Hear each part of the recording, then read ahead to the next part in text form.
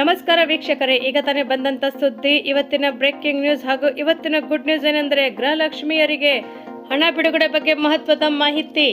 ರಾಜ್ಯದಲ್ಲಿ BPL card ರದ್ದಾದರೂ ಸಹ ಮತ್ತೊಂದು ಗುಡ್ ನ್ಯೂಸ್ ಕೊಟ್ಟ ಆಹಾರ ಸಚಿವರಾದಂತಹ KH ಮುನಿಯಪ್ಪ ಸರ್ ಅವರು. ಆಯುಷ್ಮಾನ್ ಕಾರ್ಡ್ನಿಂದ ಯಾವ ರೋಗಗಳಿಗೆ ಉಚಿತ ಚಿಕಿತ್ಸೆ ಇದೆ, ಯಾವುದಕ್ಕೆ ಉಚಿತ ಚಿಕಿತ್ಸೆ ಇಲ್ಲ ಎಂಬುದರ ಬಗ್ಗೆ ಗೊಂದಲ ಇದ್ದರೂ ಸಹ ಅದರಲ್ಲಿ ಪರಿಹಾರವನ್ನು ಕೊಟ್ಟಿದ್ದಾರೆ. ಭಾರತೀಯ ರೈಲ್ವೆ ಇಲಾಖೆಯಲ್ಲಿ 22,000 ಹುದ್ದೆಗಳ ನೇಮಕಾತಿ. ಗೆಳೆಯರೆ, ಮತ್ತೊಂದು ಗುಡ್ ನ್ಯೂಸ್ ಏನೆಂದರೆ ಕೇವಲ 300 ರೂಪಾಯಿಗಳಿಗೆ LPG ಸಿಲಿಂಡರ್ ಘೋಷಿಸಿದ ಸರ್ಕಾರ. ಗೆಳೆಯರೆ, ತಾವು ಈ ವಿಡಿಯೋವನ್ನು ಮೊದಲು ಬಾರಿ ನೋಡುತ್ತಿದ್ರೆ ದಯವಿಟ್ಟು ಸಬ್ಸ್ಕ್ರೈಬ್ ಮಾಡಿ, ಬೆಲ್ ಐಕಾನ್ ಅನ್ನು ಒತ್ತಿ ಹಾಗೂ ಲೈಕ್ ಮಾಡಿ. ಈ ಎಲ್ಲ ಮಾಹಿತಿಗಳ ವಿವರವನ್ನು ತಿಳಿಯಬೇಕಾದ್ರೆ ದಯವಿಟ್ಟು ಈ ವಿಡಿಯೋವನ್ನು ಪೂರ್ತಿಯಾಗಿ ನೋಡಿ. ಗೆಳೆಯರೆ, ಗೃಹಲಕ್ಷ್ಮಿ ಯೋಜನೆಯಲ್ಲಿ ಇಲ್ಲಿವರೆಗೂ ಒಟ್ಟು 52,416,017 ಕೋಟಿಯನ್ನು ಹಣವನ್ನು DTP ಮೂಲಕ ಬಿಡುಗಡೆ ಮಾಡಲಾಗಿದೆ ಎಂದು ಹೇಳಲಾಗಿದೆ. ಮಹಿಳಾ ಮತ್ತು ಮಕ್ಕಳ ಕಲ್ಯಾಣ ಅಭಿವೃದ್ಧಿ ಇಲಾಖೆ ಸಚಿವರು ಲಕ್ಷ್ಮೀ ಹೆಬ್ಬಾಳ್ಕರ್ ಮೇಡಂ ಅವರು ತಿಳಿಸಿದ್ದಾರೆ. ರಾಜ್ಯ ಗ್ಯಾರಂಟಿ ಯೋಜನೆಗಳ ಅನುಷ್ಠಾನದಲ್ಲಿ ಈ ಸಮಿತಿಯು ಒಟ್ಟು 1,58,59,073 ಕುಟುಂಬಗಳ ಯಜಮಾನಿಯರನ್ನು ನೋಂದಾಯಿಸಿಕೊಂಡಿದ್ದು, ಇದರಲ್ಲಿ 1,24,12,543 ಫಲಾನುಭವಿಗಳಿಗೆ 52,416,017 ಕೋಟಿ ರೂಪಾಯಿಗಳನ್ನು DBT ಮೂಲಕ ಹಣವನ್ನು ವರ್ಗಾಯಿಸಲಾಗಿದೆ. ಇದರಲ್ಲಿ ಫಲಾನುಭವಿಗಳಿಗೆ ತಲಾ 2,000 ರೂಪಾಯಿದಂತೆ 22 ಕಂತುಗಳಲ್ಲಿ ಒಟ್ಟು 44,000 ರೂಪಾಯಿಗಳನ್ನು ಪಾವತಿ ಮಾಡಲಾಗಿದೆ. ಇದುವರೆಗೂ 52,416,017 ಕೋಟಿ ರೂಪಾಯಿಗಳನ್ನು ಹಣವನ್ನು ಜಮಾ ಮಾಡಲಾಗಿದೆ ಎಂದು ತಿಳಿಸಿದ್ದಾರೆ. ಗೃಹಲಕ್ಷ್ಮಿ ಯೋಜನೆಗೆ ನೋಂದಾಯಿಸಿದಂತಹ ಫಲಾನುಭವಿಗಳಿಗೆ ಗೃಹಲಕ್ಷ್ಮಿ ಯೋಜನೆಯಡಿಯಲ್ಲಿ ಸರ್ಕಾರವು ಜನಪರ ಬದ್ಧತೆಯನ್ನು ತೋರಿಸುತ್ತದೆ. ಈ ಯೋಜನೆಯಿಂದ ರಾಜ್ಯದ ಕುಟುಂಬಗಳ ಆರ್ಥಿಕ ಸ್ಥಿತಿ ಸುಧಾರಣೆಗೊಳ್ಳಲು ದೊಡ್ಡ ಮಟ್ಟದ ಕೊಡುಗೆ ಸಿಕ್ಕಿದೆ. DBT ಮೂಲಕ ನೇರವಾಗಿ ಹಣ ವರ್ಗಾಯಿಸುವುದರಿಂದ ಯೋಜನೆಗೆ ಪಾರದರ್ಶಕತೆಯು ತಂದಿದೆ ಎಂದು ತಿಳಿಸಲಾಗಿದೆ. ಗೃಹಲಕ್ಷ್ಮಿ ಯೋಜನೆಯಲ್ಲಿ ಇದುವರೆಗೂ ಒಟ್ಟು 52,416,017 ಕೋಟಿ ಹಣವನ್ನು DBT ಮೂಲಕ ಫಲಾನುಭವಿಗಳಿಗೆ ಜಮಾ ಮಾಡಲಾಗಿದೆ ಎಂದು ಮಹಿಳಾ ಮತ್ತು ಮಕ್ಕಳ ಕಲ್ಯಾಣ ಅಭಿವೃದ್ಧಿ ಇಲಾಖೆ ಸಚಿವರಾದಂತಹ ಲಕ್ಷ್ಮೀ ಹೆಬ್ಬಾಳ್ಕರ್ ಮೇಡಂ ಅವರು ತಿಳಿಸಿದ್ದಾರೆ. ಗೆಳೆಯರೆ, ರಾಜ್ಯದಲ್ಲಿ ನಕಲಿ ದಾಖಲೆಯನ್ನು ಸೃಷ್ಟಿಸಿದಂತಹ BPL ಕಾರ್ಡ್ಗಳನ್ನು ರದ್ದುಪಡಿಸಲು ಕಾರ್ಯವನ್ನು ಮುಂದುವರಿಯುತ್ತಿದೆ. ಆಹಾರ ಸಚಿವರಾದಂತಹ KH ಮುನಿಯಪ್ಪ ಸರ್ ಅವರು ಭರ್ಜರಿ ಗುಡ್ ನ್ಯೂಸ್ ಅನ್ನು ಕೊಟ್ಟಿದ್ದಾರೆ. ಶ್ರೀಮಂತರು ಸಹ BPL ಕಾರ್ಡ್ಗಳನ್ನು ಹೊಂದಿದ್ದಾರೆ ಎಂದು ಆರೋಪಗಳು ಮೊದಲಿಂದ ಕೇಳಿ ಬರುತ್ತಿತ್ತು. ಆದರೆ ಇದನ್ನು ಸರ್ಕಾರವು ಇನ್ನೂ ಗಂಭೀರವಾಗಿ ಪರಿಗಣಿಸಿದ್ದು, ಅನರ್ಹರ ಬಳಿಯ BPL ಕಾರ್ಡ್ಗಳನ್ನು ರದ್ದುಪಡಿಸಲು APL ಕಾರ್ಡ್ಗೆ ವರ್ಗಾಯಿಸುವುದು ಕೆಲಸವನ್ನು ಮಾಡುತ್ತಿದೆ. ಬಡವರಿಗೆ ಸರಿಯಾದ ಸಮಯಕ್ಕೆ ಪಡಿತರ ದೊರೆಯುವಂತೆ ಮಾಡಲು ಮಹತ್ವದ ನಿರ್ಧಾರಕ್ಕೆ ಕೈ ಹಾಕಿದೆ. ಈ ಮೂಲಕ ಬಡವರು ಅನ್ನ ಹಾಗೂ ಸೌಲಭ್ಯಗಳನ್ನು ಪಡೆಯಲಿಕ್ಕೆ ಅಂಗಡಿಗಳು ರಾಜ್ಯದಲ್ಲಿ ಹೊಸದಾಗಿ ನ್ಯಾಯಬೆಲೆ ಅಂಗಡಿಗಳಲ್ಲಿ ತೆರೆಯಲು ಸರ್ಕಾರವು ನಿರ್ಧರಿಸಿದೆ. ಮೀಸಲಾತಿ ಅಡಿಯಲ್ಲಿ ಪರಿಶಿಷ್ಟ ಜಾತಿ ಮತ್ತು ಪರಿಶಿಷ್ಟ ಪಂಗಡಗಳ ಸಮುದಾಯವರಿಗೆ 3,200 ನ್ಯಾಯಬೆಲೆ ಅಂಗಡಿಗಳನ್ನು ಮಂಜೂರಾತಿ ಮಾಡಲಾಗಿದೆ ಎಂದು ಆಹಾರ ಸಚಿವರಾದಂತಹ KH ಮುನಿಯಪ್ಪ ಸರ್ ಅವರು ಹೇಳಿದರು. ರಾಜ್ಯದ ಗ್ರಾಮೀಣ ಭಾಗದಲ್ಲಿ ಹೊಸದಾಗಿ ನ್ಯಾಯಬೆಲೆ ಅಂಗಡಿಗಳನ್ನು ಆರಂಭ ಮಾಡುವಂತೆ, ಗ್ರಾಮೀಣ ಭಾಗಗಳಲ್ಲಿ 500, ನಗರ ಪ್ರದೇಶಗಳಲ್ಲಿ 800 ಪಡಿತರ ಚೀಟಿಗೊಂದು ನ್ಯಾಯಬೆಲೆ ಅಂಗಡಿಯನ್ನು ತೆರೆಯಲಾಗಿದೆ. ಇದೀಗ SC ಮತ್ತು ST ಸಮುದಾಯದವರಿಗೂ ಸಹ ಹೊಸ 3,200 ನ್ಯಾಯಬೆಲೆ ಅಂಗಡಿಗಳನ್ನು ತೆರೆಯಲು ಅನುಮತಿ ನೀಡಲಾಗಿದೆ ಎಂದು ಹೇಳಲಾಗಿದೆ. ರಾಜ್ಯ ಸರ್ಕಾರ BPL ಕಾರ್ಡ್ಗಳ ರದ್ದು ಕಾರ್ಯಕ್ರಮವನ್ನು ಕೈಗೊಂಡ ಕಾರಣ ರಾಜ್ಯದಾದ್ಯಂತ ವಿರೋಧವು ವ್ಯಕ್ತವಾಗಿತ್ತು. ಆದರೆ ಕೇಂದ್ರ ಸರ್ಕಾರವು ಮಾರ್ಗಸೂಚಿ ಅನ್ವಯವಾಗಿ ಪರಿಶೀಲನೆ ನಡೆಸುವಂತ ಮೂಲಕ ಅನರ್ಹ BPL ಕಾರ್ಡ್ಗಳನ್ನು ರದ್ದುಪಡಿಸಿ ಈ ಕಾರ್ಯಕ್ರಮವು ಮುಂದುವರಿಯುತ್ತಿದೆ. ಅರ್ಹ BPL ಕಾರ್ಡ್ಗಳು ರದ್ದಾಗಿದ್ದರೆ ಅಂತವರು ಮತ್ತು ತಾಲೂಕು ಕಚೇರಿಗೆ ಭೇಟಿ ನೀಡಿ ಅರ್ಜಿಯನ್ನು ಸಲ್ಲಿಸಬಹುದು ಅಥವಾ ನ್ಯಾಯಬೆಲೆ ಅಂಗಡಿಗಳಿಗೆ ಭೇಟಿ ನೀಡಿ ಅರ್ಜಿಯನ್ನು ಸಲ್ಲಿಸಬಹುದಾಗಿದೆ. ಬಳಿಕ ಒಂದು ವೇಳೆ ಅರ್ಹರೆಂದು ನಂಬಿಕೆ ಅಥವಾ ಸಾಬೀತು ಆದರೆ BPL ಕಾರ್ಡ್ಗಳನ್ನು ನೀಡಲಾಗುತ್ತದೆ. ಇಲ್ಲದಿದ್ದರೆ APL ಕಾರ್ಡಿನಲ್ಲೇ ಮುಂದುವರಿಯಲಾಗುತ್ತದೆ ಎಂದು ತಿಳಿಸಲಾಗಿದೆ. ಗೆಳೆಯರೆ, ಕೇಂದ್ರ ಸರ್ಕಾರದ ಬಡ ಮತ್ತು ಮಧ್ಯಮ ವರ್ಗದ ಕುಟುಂಬಗಳಿಗೆ ವೈದ್ಯಕೀಯ ಖರ್ಚಿನ ಭಾರವನ್ನು ಕೇಂದ್ರ ಸರ್ಕಾರವು ಯೋಜನೆಯ ಮೂಲಕ ಕಲ್ಯಾಣ ಯೋಜನೆಗಳನ್ನು ಜಾರಿಗೆ ತಂದಿದೆ. ಶಿಕ್ಷಣದಿಂದ ಹಿಡಿದು ಆರೋಗ್ಯದವರೆಗೂ ಸಹ ಮೂಲಭೂತ ಅಗತ್ಯಗಳಿಗಾಗಿ ಸಾರ್ವಜನಿಕರಿಗೆ ಸಹಾಯವನ್ನು ಒದಗಿಸಲಾಗುತ್ತದೆ.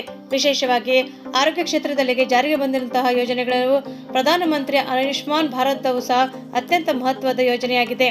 ಈ ಯೋಜನೆ ಅನುಸಾರ ಆಯುಷ್ಮಾನ್ ಭಾರತವು ಈ ಕಾರ್ಡ್ ಲಕ್ಷಾಂತರ ಕುಟುಂಬಗಳಿಗೆ ವೈದ್ಯಕೀಯ ಚಿಕಿತ್ಸೆಯ ಭರವಸೆಯಾಗಿ ಪರಿಣಮಿಸಿದೆ. ಆಯುಷ್ಮಾನ್ ಕಾರ್ಡ್ 2018ರಲ್ಲಿ ಆರಂಭವಾದಂತಹ ಈ ಕಾರ್ಡ್ ಭಾರತದ ಪ್ರಧಾನಮಂತ್ರಿ ಜನ ಆರೋಗ್ಯ ಯೋಜನೆ ಅಡಿಯಲ್ಲಿ ನೀಡಲಾಗುವಂತಹ ಡಿಜಿಟಲ್ ಆರೋಗ್ಯ ಕಾರ್ಡ್ ಇದಾಗಿದೆ.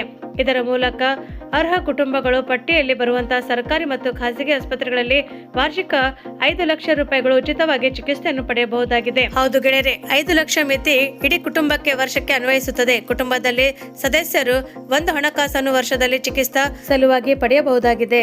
ಚಿಕಿತ್ಸೆಗಳ ಪಟ್ಟಿಯಲ್ಲೂ ಸಹ ಸ್ಪಷ್ಟತೆ ಅಗತ್ಯವಾಗಿರುತ್ತದೆ. ಆಯುಷ್ಮಾನ್ ಕಾರ್ಡ್ ಗಂಭೀರ ಮತ್ತು ದುಬಾರಿ ಚಿಕಿತ್ಸೆಗಳಿಗಾಗಿ ವಿಶೇಷವಾಗಿ ಉಪಯುಕ್ತವಾಗಿದೆ. ಹೃದಯದ ಶಸ್ತ್ರಚಿಕಿತ್ಸೆ, ಬೆನ್ನೆಮೂಳು, ಕವಾಟ ಬದಲಾವಣೆ, ಫೇಸ್ ಮೇಕರ್ ಅಳವಡಿಸುವಿಕೆ, ಕ್ಯಾನ್ಸರ್ ಚಿಕಿತ್ಸೆ, ಬೆನ್ನುಮೂಳೆ, ತಲೆಬುರುಡೆ ಚಿಕಿತ್ಸೆ ಹೀಗೆ ಮೂತ್ರಪಿಂಡಗಳ ಮತ್ತು ಕಾರ್ನಿಯಲ್ ಕೇಸ್ಗಳಂತೆ ಪ್ರಮುಖ ಚಿಕಿತ್ಸೆಗಳಿಗೆ ಇದು ವ್ಯಾಪ್ತಿಯಾಗಿ ಬರಲಿದೆ. ಈ ಯೋಜನೆಯು ಆರ್ಥಿಕವಾಗಿ ದುರ್ಬಲ ವರ್ಗಗಳನ್ನು, ಅಸಂಘಟಿತ ವಲಯದ ಕಾರ್ಮಿಕರು ಮತ್ತು ವಿಮಾ ಸೌಲಭ್ಯಗಳನ್ನು ಹೊರತುಪಡಿಸಿ 70 ವರ್ಷಕ್ಕಿಂತಲೂ ಮೇಲ್ಪಟ್ಟ ನಾಗರಿಕರಿಗೆ ವಿಶೇಷವಾಗಿ ಸಹಾಯಕವಾಗಿದೆ. ಅರ್ಹ ವ್ಯಕ್ತಿಗಳು ವೆಬ್ಸೈಟ್ನಿಂದ ಅಥವಾ ಹತ್ತಿರದ ಸಾಮಾನ್ಯ ಸೇವಾ ಕೇಂದ್ರದ ಮೂಲಕ ಸುಲಭವಾಗಿ ಆಯುಷ್ಮಾನ್ ಕಾರ್ಡ್ ಅನ್ನು ಪಡೆಯಬಹುದಾಗಿದೆ. ಆಯುಷ್ಮಾನ್ ಭಾರತ ಯೋಜನೆಯು ಸರಿಯಾಗಿ ಮಾಹಿತಿಯೊಂದಿಗೆ ಬಳಸಿದರೆ ದುಬಾರಿ ಚಿಕಿತ್ಸೆಯಿಂದ ಕುಟುಂಬಗಳನ್ನು ರಕ್ಷಿಸುವ ಶಕ್ತಿಶಾಲಿ ಸಾಮಾಜಿಕ ಭದ್ರತೆಯ ಕವಚವಾಗುತ್ತದೆ. ಗೆಳೆಯರೆ, ಮತ್ತೊಂದು ಭರ್ಜರಿ ಗುಡ್ ನ್ಯೂಸ್ ತಿಳಿಯುವ ಮುನ್ನ ತಾವು ನಮ್ಮ ಚಾನೆಲ್ಗೆ ಮೊದಲ ಬಾರಿ ಭೇಟಿ ನೀಡ್ತಾ ಇದ್ರೆ ಸಬ್ಸ್ಕ್ರೈಬ್ ಮಾಡಿ, ಬೆಲ್ ಐಕಾನ್ ಅನ್ನು ಒತ್ತಿ ಹಾಗೂ ಲೈಕ್ ಮಾಡಿ. ಗೆಳೆಯರೆ, ಭಾರತದ ರೈಲ್ವೆ ಇಲಾಖೆಯಲ್ಲಿ 22,000 ಹುದ್ದೆಗಳ ನೇಮಕಾತಿಯನ್ನು ಕರೆಯಲಾಗಿದೆ. ಹೌದು ಗೆಳೆಯರೆ, 22,000 ನೇಮಕಾತಿಯನ್ನು ಮಾಡಲಾಗುತ್ತದೆ. ಉದ್ಯೋಗಾಭಿಲಾಷಿಗಳಿಗೆ ಭಾರತ ಸರ್ಕಾರವು ರೈಲ್ವೆ ಇಲಾಖೆಯಲ್ಲಿ ಭರ್ಜರಿ ಸಿಹಿ ಸುದ್ದಿಯನ್ನು ನೀಡಿದೆ. ರೈಲ್ವೆ ಮಂಡಳಿಯಿಂದ 2026ರಲ್ಲಿ ಭಾರತೀಯ ರೈಲ್ವೆ ಮಟ್ಟದಲ್ಲಿ ನೇಮಕಾತಿಗಳಿಗಾಗಿ ವಾರ್ಷಿಕ ಕ್ಯಾಲೆಂಡರ್ ಅನ್ನು ಬಿಡುಗಡೆ ಮಾಡಿದೆ. 22,000 ಹುದ್ದೆಗಳ ನೇಮಕಾತಿಯ ಪ್ರಕ್ರಿಯೆಗಳನ್ನು ಪೂರ್ಣಗೊಳಿಸಲು 9 ರೈಲ್ವೆ ನೇಮಕಾತಿಗಳ ಮಂಡಳಿಗಳನ್ನು ನೋಡಲ್ ಏಜೆನ್ಸಿಗಳಿಗಾಗಿ ನೇಮಿಸಲಾಗಿದೆ. ಮಂಡಳಿಯ ಕಾರ್ಯನಿರ್ವಾಹಕ ನಿರ್ದೇಶಕರಾದಂತಹ ಎಲ್ಲ ವಲಯದ ವರ್ಗ ಸಿಬ್ಬಂದಿಗಳನ್ನು, ಅಧಿಕಾರಿಗಳನ್ನು ಮಾರ್ಗಸೂಚಿಯನ್ನು ಹೊರಡಿಸಲಾಗಿದೆ. ಹೊಸ ವರ್ಷದಲ್ಲಿ ರೈಲ್ವೆ ನೇಮಕಾತಿ ಮಂಡಳಿಗಳು ನಡೆಸುವಂತಹ ನೇಮಕಾತಿಗಳಿಗೆ ವಾರ್ಷಿಕ ಕ್ಯಾಲೆಂಡರ್ ಅನ್ನು ಅನುಸರಿಸುವಂತೆ ಎಲ್ಲ ನೇಮಕಾತಿಯ ವಲಯಗಳಿಗೆ, ರೈಲ್ವೆಗಳಿಗೆ ಮತ್ತು ಉತ್ಪಾದನಾ ಘಟಕಗಳಿಗೆ ನಿಗದಿತ ಸಮಯದ ಒಳಗೆ ಖಾಲಿ ಹುದ್ದೆಗಳನ್ನು ನಿರ್ವಹಿಸುತ್ತದೆ ಅಥವಾ ನಿರ್ಣಯ ಮಾಡಿಸುತ್ತದೆ. 2025ರಂದು ಭಾರತದ ಸರ್ಕಾರವು ಭಾರತೀಯ ರೈಲ್ವೆ ಮಟ್ಟದಲ್ಲಿ 2026ರಲ್ಲಿ ರೈಲ್ವೆ ನೇಮಕಾತಿ ಮಂಡಳಿಗಳು ನಡೆಸುವಂತಹ ನೇಮಕಾತಿಗಳಲ್ಲಿ ವಾರ್ಷಿಕ ಕ್ಯಾಲೆಂಡರ್ ಅನ್ನು ಅನುಸರಿಸಲು ನಿರ್ಧರಿಸಲಾಗಿದೆ ಎಂದು ಹೇಳಿದ್ದಾರೆ. ಲೆವೆಲ್ 1ರಲ್ಲಿ ನೇಮಕಾತಿಗಳಿಗಾಗಿ ಅನುಮೋದನೆ ಹುದ್ದೆಗಳು ಯಾವೆಂದರೆ ಸಹಾಯಕ ಟ್ರ್ಯಾಕ್ ಮೆಷಿನ್ ಇಂಜಿನಿಯರ್ 600, ಸಹಾಯಕ ಸೇತುವೆ ಇಂಜಿನಿಯರ್ಗಳು 600, ಟ್ರ್ಯಾಕ್ ಮೇಂಟೈನರ್ ಗ್ರೇಡ್ 4 ಇಂಜಿನಿಯರ್ 11,000, ಸಹಾಯಕ ಇಂಜಿನಿಯರ್ 300, ಸಹಾಯಕ ಎಲೆಕ್ಟ್ರಿಕಲ್ 800, ಸಹಾಯಕ ಲೋಕೋ ಶೆಡ್ ಎಲೆಕ್ಟ್ರಿಕಲ್ 200, ಸಹಾಯಕ ಕಾರ್ಯಾಚರಣೆಗಳು ಎಲೆಕ್ಟ್ರಿಕಲ್ 500, ಸಹಾಯಕ ಎಲೆಕ್ಟ್ರಿಕಲ್ 500, ಸಹಾಯಕ ಕಾರ್ಯಾಚರಣೆಗಳು ಎಲೆಕ್ಟ್ರಿಕಲ್ 500, ಸಹಾಯಕ ಎಲೆಕ್ಟ್ರಿಕಲ್ 500, ಸಹಾಯಕ ಮೆಕ್ಯಾನಿಕಲ್ 1,000, ಸಹಾಯಕ ಟ್ರಾಫಿಕ್ 500, ಸಹಾಯಕ ಸಿಗ್ನಲ್ ಮತ್ತು ಟೆಲಿಕಾಂ 1,500 ಹುದ್ದೆಗಳು. ಹೀಗೆ ಒಟ್ಟಾರೆ 22,000 ಹುದ್ದೆಗಳನ್ನು ನೇಮಕಾತಿಗಾಗಿ ಕರೆಯಲಾಗಿದೆ. ಗೆಳೆಯರೆ, ಮತ್ತೊಂದು ಗುಡ್ ನ್ಯೂಸ್ ಏನೆಂದರೆ LPG ಕೇವಲ 300 ರೂಪಾಯಿಗೆ ಸಿಲಿಂಡರ್ ಘೋಷಿಸಿದ ಸರ್ಕಾರವು ಸಬ್ಸಿಡಿ ಮೂಲಕ LPG ಸಿಲಿಂಡರ್ಗಳನ್ನು ಇನ್ನು ಮನೆ ಬಾಗಿಲಿಗೆ ತಲುಪಿಸುವಂತೆ ಡಿಸೆಂಬರ್ ಆರಂಭದಿಂದಲೇ ವಾಣಿಜ್ಯ ಬಳಕೆ ಸಿಲಿಂಡರ್ ಇಳಿಸುವ ಮೂಲಕ ಗುಡ್ ನ್ಯೂಸ್ ಅನ್ನು ಕೊಟ್ಟಿದೆ. ಆದರೆ ದಿನ ಬಳಕೆಯಾದಂತಹ ಸಿಲಿಂಡರ್ ಯಥಾಸ್ಥಿತಿಯಲ್ಲಿದ್ದು ಕರ್ನಾಟಕದಲ್ಲಿ ಸಹ ದಿನ ಬಳಕೆ LPGಗಳು ದರವು 855 ರೂಪಾಯಿ 50 ಪೈಸೆ ಇದೆ. ಅಸ್ಸಾಂ ರಾಜ್ಯದ ಸರ್ಕಾರವು 300 ರೂಪಾಯಿಗೆ LPG ಗ್ಯಾಸ್ ಸಿಲಿಂಡರ್ ಲಭ್ಯವಾಗುವಂತೆ ಪ್ರಮುಖ ಸಬ್ಸಿಡಿಗಳನ್ನು ಘೋಷಿಸಿದೆ. ಹೌದು ಗೆಳೆಯರೆ, ಅಸ್ಸಾಂ ಸರ್ಕಾರವು LPG ಗ್ಯಾಸ್ ಸಿಲಿಂಡರ್ಗಳನ್ನು ಮನೆಗೆ ಕೇವಲ 300 ರೂಪಾಯಿಗೆ ತಲುಪಿಸುವಂತೆ ಲಭ್ಯವಾಗುವಂತೆ ಸಬ್ಸಿಡಿಯನ್ನು ಘೋಷಿಸಿದ ಮೂಲಕ ಬಡ ಕುಟುಂಬಗಳಿಗೆ ನೆಮ್ಮದಿಯನ್ನು ನೀಡಿದೆ. ಪ್ರಧಾನಮಂತ್ರಿಯವರ ಉಜ್ವಲ ಯೋಜನೆಯಡಿಯಲ್ಲಿ ಕಡಿಮೆ ಆದಾಯ ಇರುವಂತಹ ಕುಟುಂಬಗಳಿಗೆ ಇದು ಸಹಾಯವಾಗುತ್ತದೆ ಎಂದು ತಿಳಿಸಲಾಗಿದೆ. ಆರ್ಥಿಕ ದುರ್ಬಲದಲ್ಲಿರುವಂತಹ ಕುಟುಂಬಗಳಿಗೆ ದೊಡ್ಡ ಭಾಗಕ್ಕೆ ವಿಶೇಷವಾಗಿ ಮಹಿಳೆಯರಿಗೆ ಪ್ರಯೋಜನವನ್ನು ನೀಡುತ್ತದೆ. ಕರ್ನಾಟಕದಲ್ಲಿ ಸಹ LPG ಗ್ಯಾಸ್ಗಳ ಒಂದು ದರವು ಇಳಿಕೆ ಕ್ರಮದಲ್ಲಿ ಬರುವುದೆಂದು ತಿಳಿಸಲಾಗಿದೆ. ರಾಜ್ಯ ಸರ್ಕಾರವು ಹೆಚ್ಚುತ್ತಿರುವ ಮನೆಗಳ ವೆಚ್ಚಗಳನ್ನು ಮತ್ತಷ್ಟು ಪರಿಹರಿಸಲು ಮುಂದಾಗಿದೆ.